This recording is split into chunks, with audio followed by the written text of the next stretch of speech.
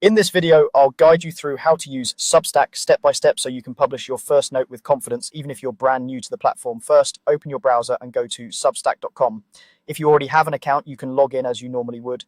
If you're new, take a moment to sign up and follow the basic prompts to get into your dashboard. Once you're signed in, you'll land on the main Substack interface, which is where everything happens. On the left side of the screen, you'll see a vertical menu. This is your main navigation. You'll find sections like Home, Subscription, Chat, Activity, Explore, Profile, and Create. It's worth pausing here for a second just to get oriented. Home is where you'll see your main feed. Subscription is where you manage what you pay for and what you receive. Chat lets you talk with your community in a more casual way. Activity shows your notifications, like new subscribers or comments.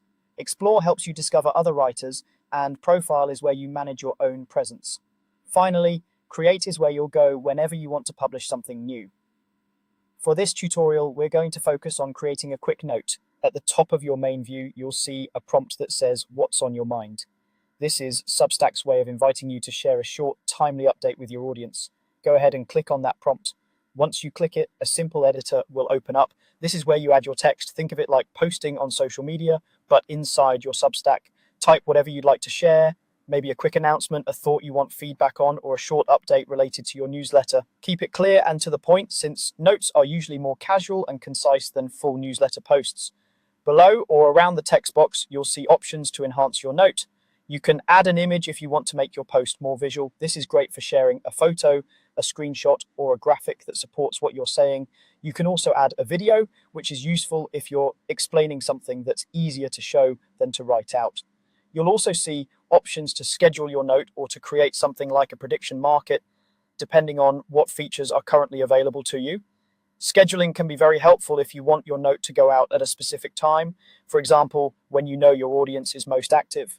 Instead of posting immediately, choose the date and time that works best, and Substack will handle the rest automatically. Take a moment to review what you've written. Make sure your text is clear, your media is displaying correctly, and your timing is set the way you want.